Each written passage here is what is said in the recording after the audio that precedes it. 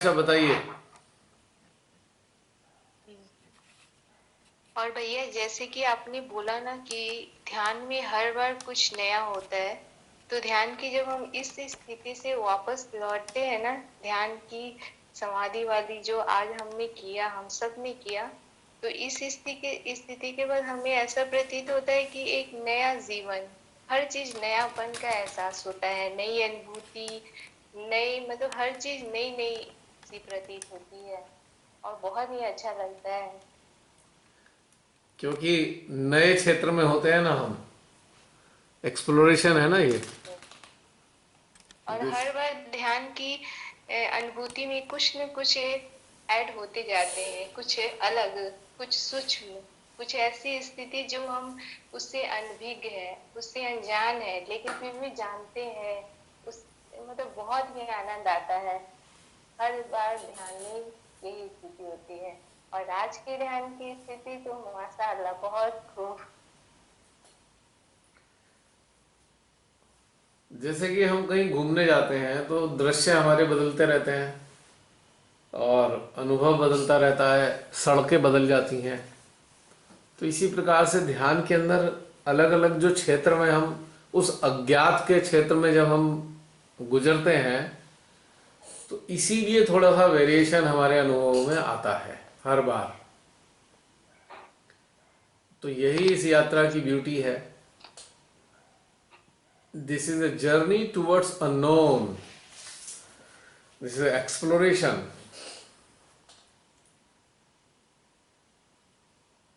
तो इसीलिए है आयशा। आज तुम्हारा लगता है तुम्हारी साइड में बिजली बंद है, लाइट बंद है। नहीं, ओपन है, ओपन है। अच्छा। मैं बैठी हुई थी कि अंधेरे में कुछ ज्यादा ही मजा आता है अपनी अनुभूतियों को व्यक्त करने में। अंधेरा एक ऐसे जोन का प्रतिनिधित्व करता है जिसे हम कहते हैं शून्यता का जोन, यस। है ना। तो उसमें अंधेरे में इंसान जो है एक रिलैक्सेशन फील करता है। अब तुमको मेंटली पता है कि हम जूम सेशन में मौजूद हैं, वी आर प्रेजेंट, और यदि हम अंधेरा नहीं करेंगे तो हमें लोग देख रहे होंगे, तो हम कॉन्शियस हो जाएंगे। हम कैसा दिखते हैं, कैसे लग रहे होंगे, कोई गड़बड़ तो नहीं हो रखी, है ना। तो कॉन्शियसनेस अनइजीनेस पैदा करती है। अगर ध्यान में, इसी को मैं रिलेट करने वाला हूं, ध्यान में अगर हम होते हुए भी संसार के प्रति कॉन्शियस रहें तो अनईजी फील करेंगे। ध्यान में पूरी तरीके से संबंध संसार से कट होना ही सबसे सुंदर घटनाक्रम है। और ऐसे ही इस वक्त यहाँ पे कैमरे पर आप अगर अपनी तरफ से कॉन्शियसनेस हटा लें तो आप चिंता रहित होकर आनंद लेंगे इस स्थिति का। लेकिन जब हम कॉन्शियस रहते हैं कि हम कैसे दिखते हैं, हम ठीक तरीके से बैठे हैं नहीं बैठे, तो हमारा चित्त इसमें उलझा रहता है। आधी चीज़ें हमारी मज़ा खराब कर देती हैं। तो इसीलिए अंधेरा करने में निश्चिंत हो गए इंसान कि भैया वीडियो में हम दिख तो रहे हैं नहीं, अब कैसे ही बैठ के बात कर लो। नहीं, लेकिन बहुत लोग अभी लेकिन ये देख भी रहे याद हैं। रखना चाहिए कि ये मेडिटेशन है कलेक्टिव, और आप सबको, आप सबकी बातों को सैकड़ों लोग सुनने जा रहे हैं आने वाले टाइम में। जब ये यूट्यूब पे अपलोड होंगी, चीज़ें हो ही रही हैं, तो आप सबको बहुत सारे लोग देखते हैं। और जब वो देखते हैं, आप लोगों को बातें करता देखते हैं, तो उन पे बहुत ही सकारात्मक प्रभाव पड़ता है। अगर सब लोग अंधेरा ही अंधेरा करके बैठ के बात करेंगे तो जो नए नए लोग जो सुनते और देखते हैं उनको इतना मजा नहीं आएगा। बात ये नहीं है कि शक्ल देखने से ज्यादा फायदा होगा। जब कोई दिख रहा होता है और हम बात कर रहे, सुन रहे होते हैं उसकी, तो उसकी बातों का प्रभाव हमारे सिस्टम पे ज्यादा असर करता है। और उनको ये पता भी एक होता है, बात। नए लोगों को, अच्छा इतने छोटी छोटी आयु के लोग भी हैं, बड़े बुजुर्ग भी हैं। ये सामूहिकता एक विभिन्न आयु वर्ग की सामूहिकता है। तो इस चीज का भी फर्क पड़ता है लोगों को। और बहुत अच्छी प्रेरणा मिलती है इस चीज़ से। तो इसलिए जब हम जूम सेशन पे हों, अगर हमारे दीदार सबको होते रहें तो ये बहुत अच्छी बात है। मजबूरी हो तो बात अलग है कि भाई घर में सब सोए हुए हैं और उस वक्त हम लाइट नहीं जला सकते, तो एक मजबूरी होती है, that is a different thing. मैं सोचता हूँ आगे से केवल 2 घंटे तक का कर दिया जाए, 1 घंटे बाद और 1 घंटे मेडिटेशन। घर वालों को देखते हुए चलेगा? घर वालों को देखते हुए घर वाले डिस्टर्ब ना हो।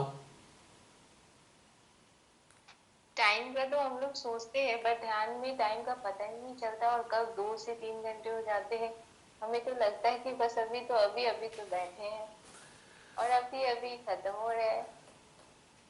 तो टाइम ज़्यादा होने से परेशानी होती है? परेशानी कितने होती है लोगों को लेकिन परेशानी होती है, आने टाइम लग ज़्यादा हो जाता है अचानक बात करते करते? देखिए काफ़ी सारे लोग उपस्थित हैं, क्या मेरे को बताना चाहेंगे आप सब लोग कि हम टाइम का इसका बिल्कुल एक सीमित कर दें, एक रेस्ट्रिक्ट करें? रेस्ट्रिक्टेड भी होना चाहिए क्या ये, कि बस 2 घंटे से ज़्यादा ना हो?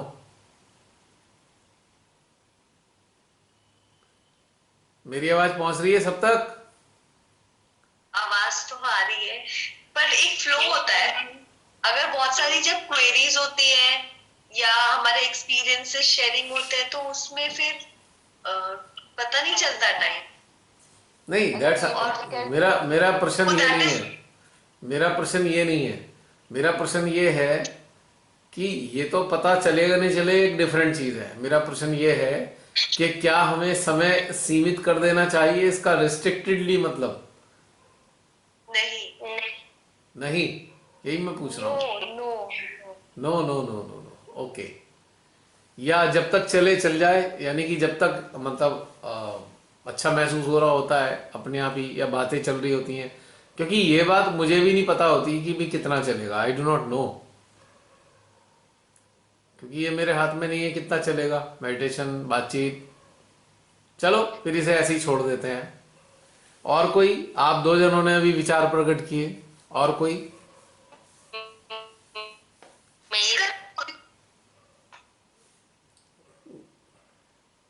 हाँ, किसकी आवाज आई अभी?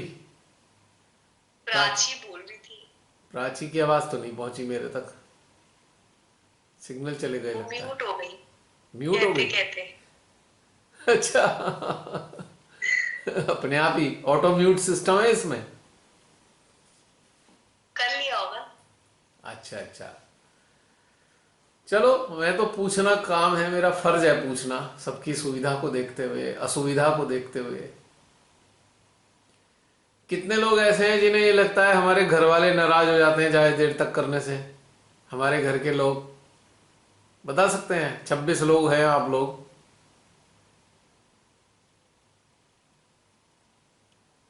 बाकी लोग तो बोल ही नहीं रहे हैं। अच्छा, इसमें ना हैंड रेस का ऑप्शन भी है। अगर आप लोग बोल नहीं रहे तो हैंड रेस कर दो, घर वाले नाराज होते हैं तो हैंड रेस कर दो, और फिर नहीं होते तो हैंड रेस मत करो, तो पता चलेगा। ये राइस में हैंड रेस ऑप्शन है, ऐसे कर दो, इसका मतलब है नाराज होते हैं। हैंड कोई डाउन असुविधा नहीं है भैया। हाँ, वोटिंग कोई असुविधा नहीं है, कोई असुविधा नहीं है? हाँ भैया, अच्छा कोई असुविधा नहीं है हमारे यहाँ भी भैया। कोई अच्छा, नहीं आए आए अब आए लाइन पे बताने के लिए। मेरी कोशिश रहती है किसी को कष्ट ना हो। कभी आप सबके घर के लोगों का मैं शत्रु बन जाऊं, ये जो बंदा है सोने नहीं देता, खुद तो सोता नहीं, बाकियों को हमें भी नहीं सोने देता। ऐसा नहीं है भैया। हाँ जी, तो जागने का वक्त करके आया लोगों है। के मित्र बने हुए हैं। एक एक करके बताओ ना, क्या बोला निशा? मैं बोल रही हूँ, आप ना शत्रु नहीं मित्र बने हुए हैं, क्योंकि हम लोग मेडिटेशन से जुड़े हुए हैं। शांत मन हो गया है, शांति बनी रहती है घर में। अच्छा, ऐसा? सब मित्र बने हुए हैं, सब चाहते हैं मेडिटेशन से जुड़े रहे। ये भी फ्री और हम भी फ्री। अच्छा अच्छा अच्छा अच्छा। और हम और हम सब कब से तो सोए हुए थे, अभी अभी तो जागे हैं और अभी अभी सो जाए, ऐसा कैसे होगा? क्या बात कही है तुमने, अभी ये अभी कही तो है बात तुमने बहुत बढ़िया स्तर की। This is a beautiful expression. ये बिल्कुल सत्य वचन है, अभी तो जागे हैं जाके। कब से सोए थे, अब जागृत हुए हैं जाके। बहुत बढ़िया। अरे ये तो आवाज अटक गई। नेट तो ठीक आ रहा है। आयशा तुम्हारी साइड का अटक गया नेट लगता है। बाकियों को मेरी आवाज सुनाई दे रही है?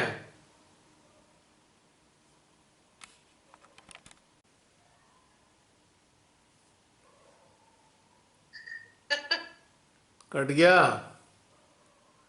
आ रही है आवाज? Welcome back. हाँ जी। ये तो नेट ही कनेक्शन ही कट गया था। इसने कहा कि चेक आपका check your internet connection, there is some problem, इसने बताया।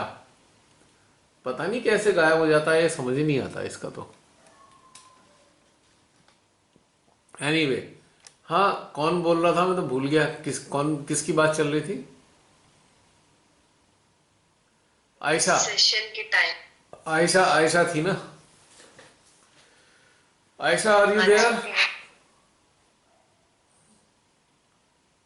आयशा। प्रियंका बोल रही है अभी तो। अच्छा प्रियंका, यस कम ऑन। हाँ प्रियंका जय श्री बोलो। माता जी भैया। जय श्री माता जी। मैं कह रही लिमिट लिमिट मत करो। हैं? लिमिट लिमिट मत करो टाइम का। अच्छा लिमिट ना करें। चलो भाई देखो, मेरा पूछने का काम है ना, सबके हिसाब से, जिसको कंफर्टेबल लगे। तो तुम बताओ, कुछ कहना चाहते हो? हाँ बहुत सुंदर गान था। बोलो। वो शून्यता न्यूनता है दीक्षिता। हम्म।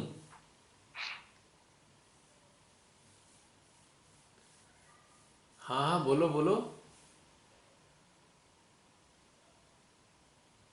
बाद फिर ऐसा मतलब कोई फीलिंग ही नहीं था बिल्कुल। कह सकते हैं कि एनर्जी का भी फ्लो खत्म। एक टाइम ऐसा आया पारब्रह्म परमेश्वर की समय में अ, बस एक मतलब वो परम शून्यता में विलीनता ऐसा लग रहा था। हम्म। सन्नाटे ऐसे कान में गूंजने गूंजने लगा। सन और बिल्कुल खत्म। सब कुछ मैं खत्म हो गया। बता नहीं पा रही थी इससे बस मैं हम्म। यथा शांति और अथा शांति और कुछ भी तो बहुत परम शून्यता जैसा था। हम्म।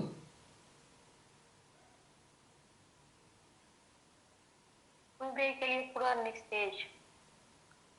क्या चीज?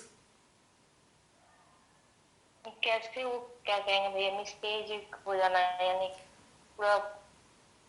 निश्चेष्ट। निश्चेष्ट। हाँ हाँ वही शब्द बोल वही रहे हो कहना ना, चाह रही निश्चेष्ट। जहाँ चेष्टाएं समाप्त हो जाएं, एफर्टलेसनेस और पूरी तरीके से। शरीर का निस्तेज हो जाना ये वाला चीज। हाँ शरीर तो कहाँ बेचारा बचेगा, शरीर तो कहाँ रह जाता है हिलना डुलना, इसका सब समाप्त हो लेता है।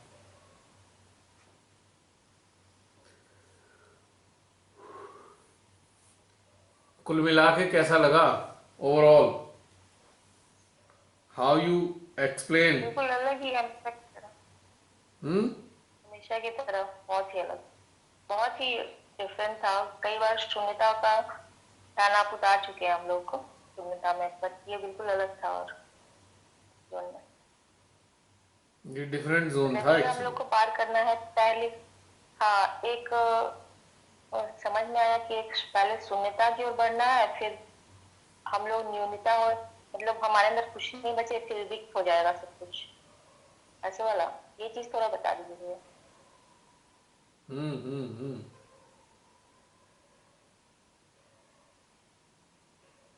पूरा का इशारों पूरा की रिक्तता। है। विचारों की रिक्तता था शायद। हम्म। एकदम खाली, राइट? हाँ। प्योरली एम्प्टी हो जाना एकदम।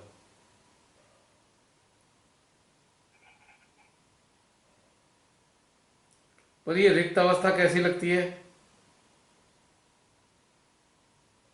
ग्रेट। और हम्म। चाहिए क्या? और चाहिए क्या?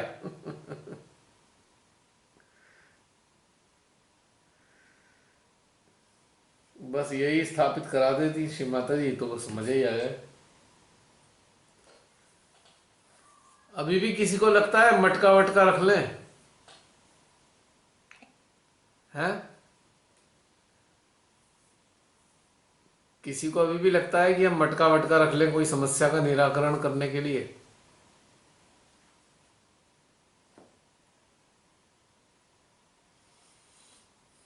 या दिल नहीं करता अब इन सब चीजों की तरफ जाने का?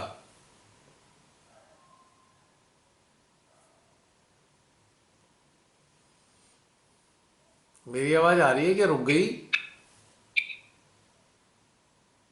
लगता है। आ रही। आ रही है। आज आ रही है। बड़ा तगड़ा डिस्टरबेंस आया, खचर पचर की आवाज आई बहुत जोर से। अब ये कैसी चीजें लगती हैं, ये सारी जो सहज की टेक्निक्स हैं कैसी नजर आती हैं अब? How you feel when you look at such things? हाँ जसलीन, अटक गई, अटक गई आवाज। सब पार कर चुके हैं स्टेज को। हाँ, कैसे लगती हैं ये चीजें? आवाज नहीं आ रही थी मेरे को किसी की इस वक्त। है प्रियंका, मेरी आवाज? प्रियंका, हाँ, वही कैसी? भैया, भैया अब ये बेईमानी सी लगती है ना, ऐसा फील होता है जैसे खुद को धोखा दिया जा रहा है ये सब सारे ट्रीटमेंट कर कर। अब ये सारी ट्रीटमेंट बेईमानी सी लगती है। अब बस ऊर्जा की भाषा ही हमें समझ में आती है, पहले आत्मा अब ऊर्जा, और ऊर्जा के साथ चलना, ऊर्जा की तरह महसूस करना बहुत अच्छा लगता है। ट्रीटमेंट तो ऐसे बाधा की तरह महसूस होता है, एक बंधन, बोझ, बोझ जिसे कह सकते हैं। ट्रीटमेंट से छुटकारा दिलाकर आपको सत सत नमन, आपने मेरी बहुत बचा ली। ट्रीटमेंट बस हाँ, एक बीमारियों के निराकरण के लिए ही यूज हो सकता है। हम लोग उसको अवस्था को नहीं प्राप्त कर सकते हैं किसी भी ट्रीटमेंट से। कुछ भी मिल नहीं सकता उससे। हाँ, लेकिन मेरा प्रश्न पता है क्या था कि हमको जब हम उन ट्रीटमेंट्स की तरफ देखते हैं तो क्या महसूस करते हैं आप ट्रीटमेंट्स की तरफ देखते हुए? आयशा ने तो बताया अभी, अपने व्यूज बताए, तुमको क्या माता लगता जी है? ने माता जी ने ये बहलाने के लिए, एंगेज करने के लिए सारे ट्रीटमेंट दिए। क्योंकि स्टार्टिंग में एंगेज ना होते लोग तो उन लोगों को बिल्कुल भी इतने संस्कार थे ना कि वो एक नया संस्कार श्री माता जी ने दिया के बाद अब उनसे हट के आगे बढ़ना था। कई लोग उसी में उलझ गए। और जैसे अब हम कुछ है ही नहीं ना, आपने हर चीज तो इतने अच्छे से बताई। हम मन नहीं है, हम सुख दुख में नहीं है, हम संसार में नहीं है, तो ट्रीटमेंट भी तो नहीं है। हमें जब बाहर की चीजें ठीक करने के लिए तो ट्रीटमेंट चाहिए था, अब वो है ही नहीं। Beautiful answer, very beautiful. When we are not existing, so what is the use of all such treatments? When we do not exist, yes, this is the feeling of non-existence. और treatments है existence के लिए, तो यहाँ तो exist ही नहीं कर रहे, तो ट्रीटमेंट्स का क्या? बहुत सही बात, बिल्कुल परफेक्ट, एकदम मजा आ गया। प्रियंका की बात भी अच्छी थी, आयशा की भी अच्छी थी, पर ये एक तरीके से बिल्कुल एक परफेक्ट, एकदम जैसे कहते हैं ना, एकदम पिन पॉइंट पे बात कही है कि जब हम हैं ही नहीं तो ट्रीटमेंट तो होने वालों के लिए है ना। जब हमारा चेतना का स्तर ही नॉन एग्जिस्टेंस में एग्जिस्ट करने लगा तो ये सब चीज समाप्त हो। इसीलिए मैंने प्रश्न पूछा था कि भाई हमें किस तरीके से महसूस देखते हैं हम इन चीजों को। हम में से बहुत से लोग ऐसे भी सोच वाले हो रहे होंगे, पक्की बात है, अभी भी होंगे, अरे नहीं नहीं नहीं नहीं, करके देख लो क्या फायदा, करके देख लो क्या है, ठीक है हम नॉन एग्जिस्टिंग हैं, अगर कोई प्रॉब्लम है तो करके भी देख लो। तो मेरा इसी बात पे एक प्रश्न और है कि इससे क्या होगा यदि हम इन चीजों, दोनों चीजों को लेकर चलेंगे कि एक तो हम ध्यान में नॉन एग्जिस्टेड हो गए हैं, दूसरे हम ये मान के चलते हैं चलो कोई बात नहीं, थोड़ी प्रॉब्लम है तो कोई ट्रीटमेंट करके देख लेते हैं। क्या दोनों में अंतर है या दोनों होने चाहिए, दोनों चीजें एक साथ? हमारे सरेंडर में हमारे जिसका किसका फोन हिल रहा है? ये किसी के फोन में बहुत ज्यादा डिस्टरबेंस आ रही है ये। रुपिंदर, मैं तुमको म्यूट कर रही हूँ, तुम्हारे माइक्रोफोन से डिस्टर्ब हो रहा है। हाँ, अगर हम ट्रीटमेंट भी कर रहे हैं ना, हमारे सरेंडर में कमी है, हमने अभी एक्सेप्ट नहीं किया, सरेंडर नहीं किया, इसलिए हम कर रहे हैं। और जब हम दोनों चीजें कर रहे हैं तो हमारा उत्थान नहीं होगा, क्योंकि हम एक चीज कूटने से तो बंद गए ना, हम मूवमेंट में भी तो रिस्ट्रिक्ट हो गए, अभी तो हम लोग असीमित हो रहे हैं। We are going through towards, we are going beyond. जब हम बियॉन्ड को एक्सपीरियंस कर रहे हैं तो खूटे से कैसे बन देंगे? Very good, very good, good good answer, okay. बिल्कुल परफेक्ट बात कही है जसलीन, एकदम मजा आ गया। बहुत से हैं ऐसे जो दोनों चीजों को लेकर चलते हैं, नहीं नहीं नहीं वो ऐसे है, वो ऐसे है, अपनी छोटी प्रॉब्लम है तो ये प्रॉब्लम तो स्थूल शरीर के लिए है, इसको कर लेना चाहिए। ये भी मैं देखता हूँ, बहुत सारे ऐसे लोग हैं, नो डाउट, और इधर भी आनंद लेना चाहते हैं, पर सच्चाई क्या है कि वो इधर का आनंद नहीं ले पाएंगे अभी। वो जुड़े हुए तो हैं, जो YouTube पे ये मेरी बातें सुनेंगे उनके लिए है बेसिकली ये बातें, कि जुड़े हुए तो हैं, वो आनंद लेने के लिए तो बैठे तो हैं, पर क्या है कि वो उस स्थिति में एग्जिस्ट ही नहीं करते हैं। इस स्थिति में आने के बाद आपका रुझान ही नहीं होगा कोई ट्रिक और कोई भी विकल्प लेने का। ये विकल्प वाली अवस्था है, निर्विकल्प अवस्था नहीं है। जब हम इस स्टेट में आ जाते हैं कि माँ आप ही जानो, तो हम निर्विकल्प अवस्था में हैं, और जब निर्विकल्प अवस्था में है तो किसी भी टेक्निक का हम इस्तेमाल नहीं करते।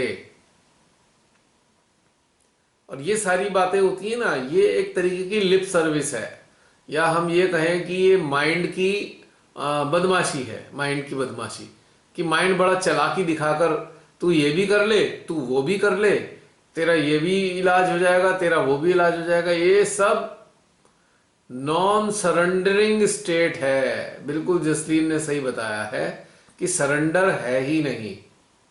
हाँ, शारीरिक बीमारियों के लिए हम मेडिकल लेवल पे हेल्प ले सकते हैं, क्योंकि औषधि जो है वो हमारे शरीर के लिए कामयाब रह सकती है, पर हम ध्यान के स्तर पे कोई विकल्प लेना पसंद नहीं करेंगे। We would rather die instead of taking all such kind of help.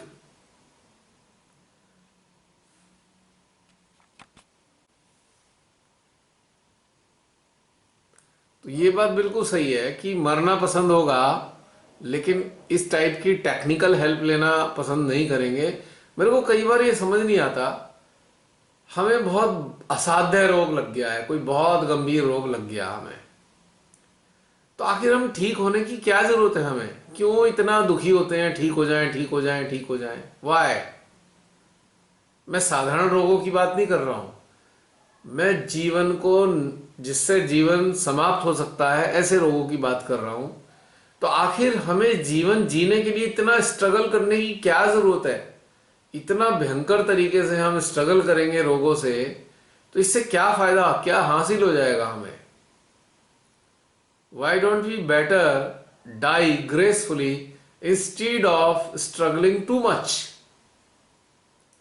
इतना भयंकर स्ट्रगल करके, मान लीजिए किसी को कैंसर है, अब कैंसर में कितना स्ट्रगल होता है, बाप रे, बुरी हालत हो जाती है।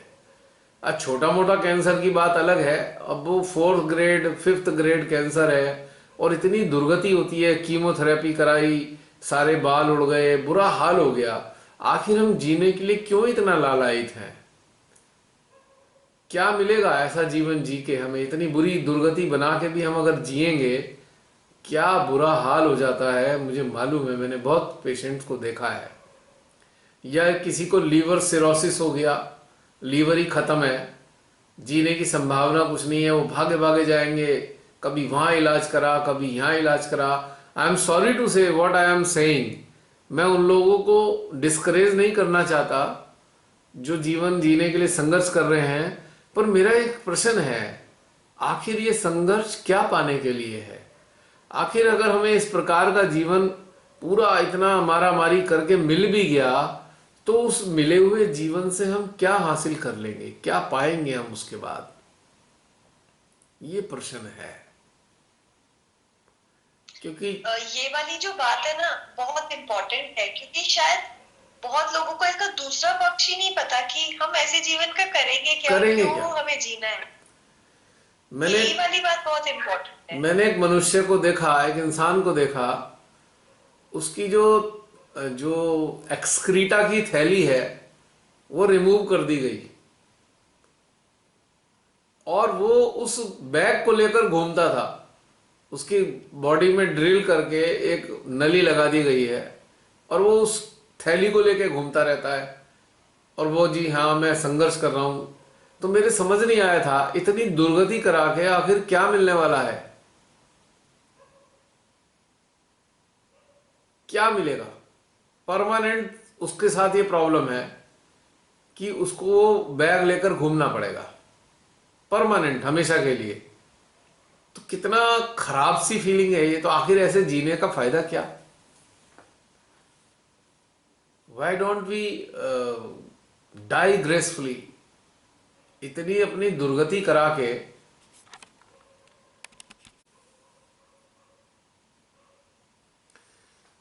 मेरी आवाज आ रही है? बीच में कनेक्शन कट गया था। हाँ जी।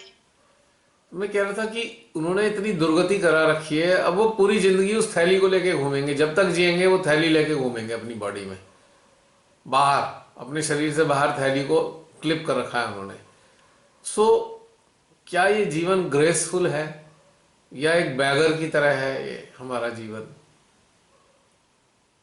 जैसे कि किसी की बता दी डॉक्टर ने किडनी बदलवा लो, लीवर बदलवा लो, मतलब वाय ऐसा क्या जीना है? जब दोनों किडनी चली गई हैं तो नई किडनी किसी और की लगा के भी जीना चाहते हैं, किसी और का लीवर लगा के जीना चाहते हैं।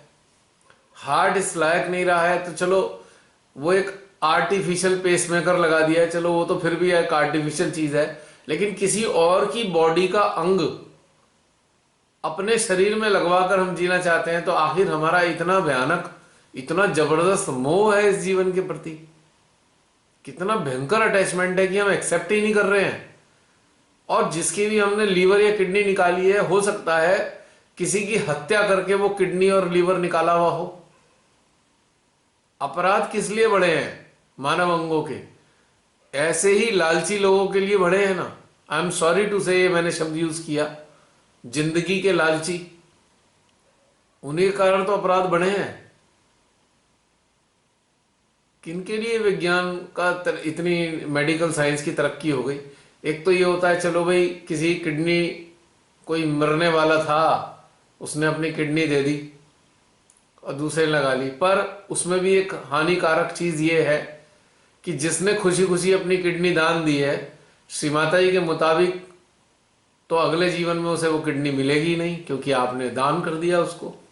भगवान ने आपको दिया किडनी इस्तेमाल करने के लिए, आपने दान कर दी, अगले जीवन में अगर हुआ तो वो किडनी नहीं मिलेगी। तो मेरा कहने का मतलब ये है कि मनुष्य को सांसारिक जीवन जीने का इतना जबरदस्त मोह है कि वो किसी और के शरीर के अंग निकलवा कर भी अपने शरीर में लगवाना चाहता है। तो कितना जबरदस्त अटैचमेंट है, ये कहना है मेरा। और उसके बाद दुर्गति, पूरी जिंदगी दवाई खाओ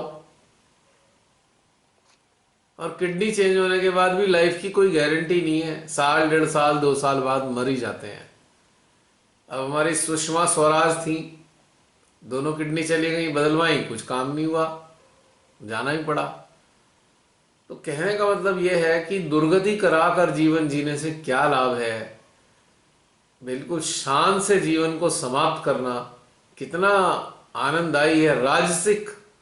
राजसिक भाव में जीवन को समाप्त कर देना चाहिए कि ठीक है, मेरे अंग खराब हो चुके हैं, तो हे प्रकृति, मेरा जो अस्तित्व है वो तेरे में विलीन हो जाएगा और मैं इसको स्वेच्छा से त्यागने की तैयारी करता हूँ।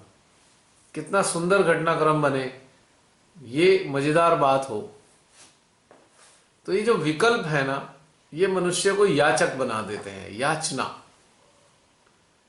इसीलिए इन सब चीजों से परे यदि आप बिल्कुल उस शून्यता के आवरण में रहने लगते हैं, और वो शून्यता का आवरण कुछ और नहीं है, स्वयं परम पिता का सानिध्य है, तो आपको इस चीज की चिंता नहीं होती मेरे शरीर का क्या होगा, मेरी बीमारी का क्या होगा, उसके बाद क्या होगा। आप आनंद के साथ जीवन जी रहे होते हो और अच्छे से आनंद ले रहे होते हो।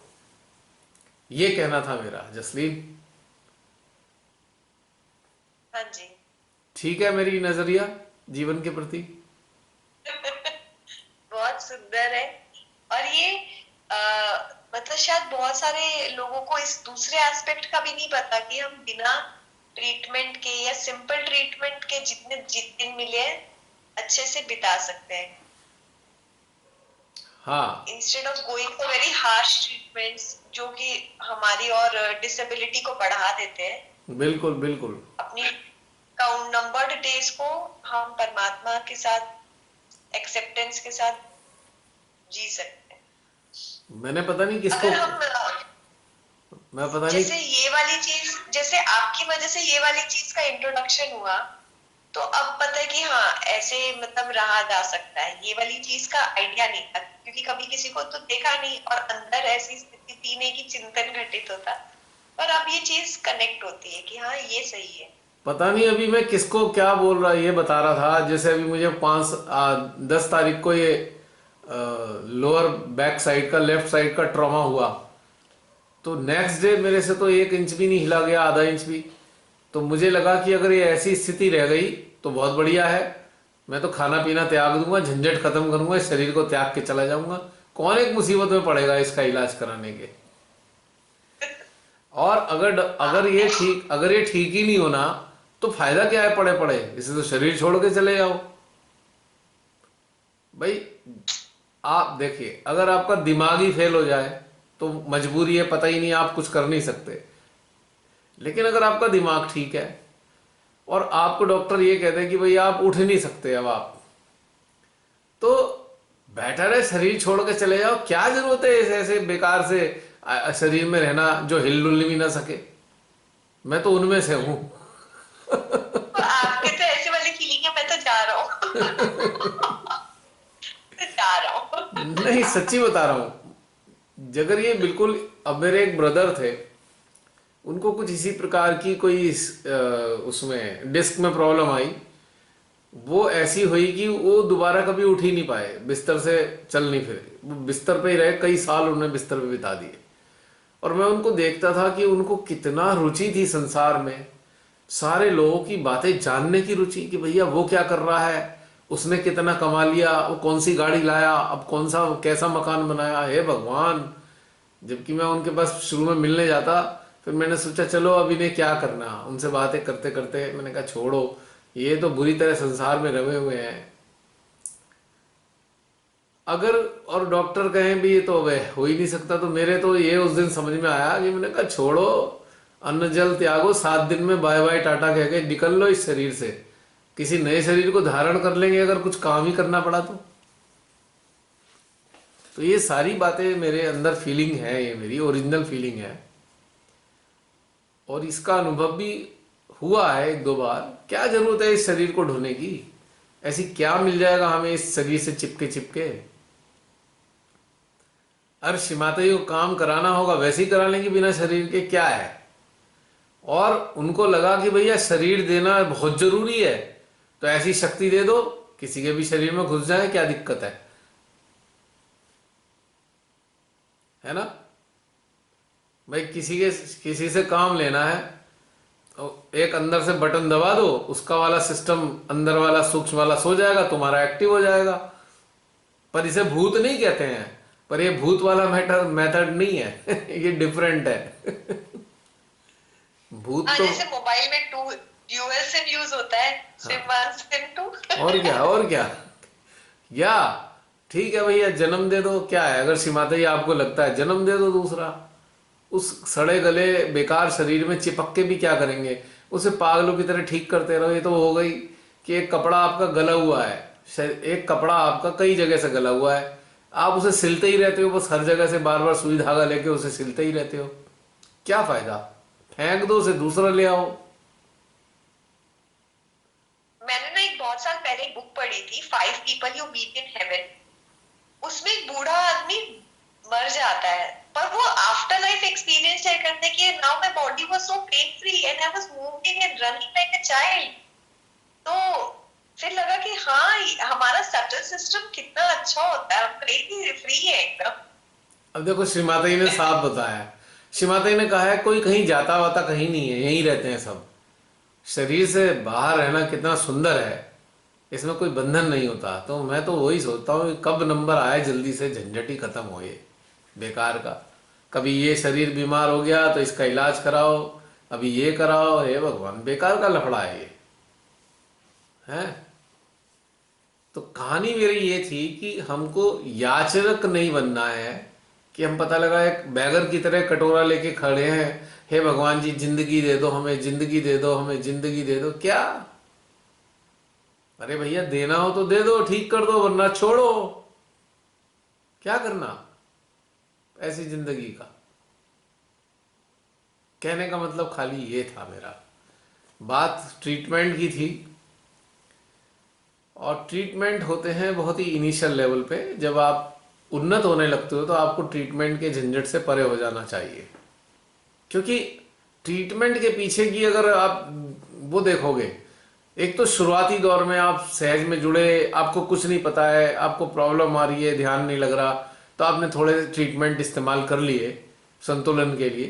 पता लगा 20 साल बाद भी ट्रीटमेंट से लगे हो, तो इसका मतलब देर इज अ ग्रीड, एक ग्रीड है उसके पीछे छुपी हुई, हिडन ग्रीड है। और hidden grid is driving our awareness, drag कर रही है हमारी अवेयरनेस को ग्रीड जो है, कि नहीं हमें ये करना है, हमें वो करना है, हमें, यानी कि सारी की सारी चीज संसार में उलझने की है उस ग्रीड के पीछे। That is my point. तो जब हम निर्विकल्प हैं तो हम ग्रीडी भी नहीं होते हैं। ग्रीड तब आती है जब हम विकल्प को लेके घूमते हैं, हमारा लालच होता है, हम अटैच होते हैं संसार से निश्चित रूप से।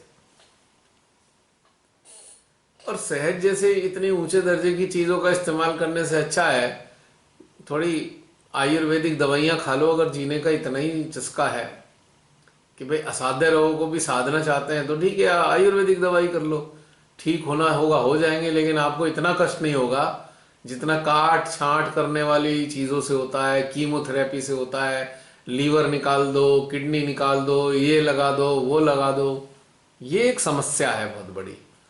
सबको ये चीज कंटेम्पलेट करनी चाहिए, कंटेम्पलेट करना चाहिए आखिर जीवन किस लिए। अगर हमारे अंग खराब हो गए, इस लायक नहीं रहे कि हमें दूसरे से बदलवाने पड़ेंगे, तो क्यों जीना चाहते हैं भाई? Why to live, what for? उधार के अंग प्रत्यंग, उधार के अंग लेकर इस्तेमाल करेंगे तो बिल्कुल ऐसे ही उधार का पैसा लेके इस्तेमाल कर लिया तो कर्जा तो चढ़ गया ना। आज आपने किसी की किडनी ली है, कल आपको किसी और को देनी पड़ेगी, कोई आपकी ले लेगा किडनी आने वाले जन्मों में ट्रांजैक्शन कैसे बैलेंस होगा?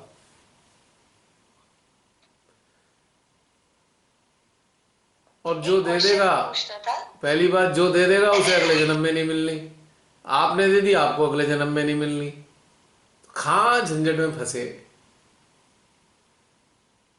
जय श्री माता जी भैया। जय श्री माता जी बहन। अभी आपने ये जो बात कही कि अगले जन्म में किडनी नहीं मिलेगी, श्री माता जी के जिस शब्द हैं तरह से ये अगर हम ये श्री माता जी के शब्द हैं, मेरे नहीं है। मुझे तो ये मालूम भी हाँ नहीं माँ के शब्द है, था। तो जैसे इस जन्म में जैसे अपना बॉडी हम डोनेट कर देते हाँ हाँ, अटक गई हैं, आवाज। तो बहन आवाज नहीं आ रही, इस वक्त बातों में अटका देता है ये।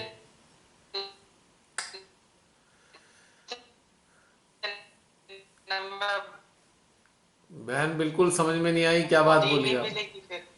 देखिए, मेरी आवाज आ रही है आपको? आप मेरी आवाज सुन पा रहे हैं?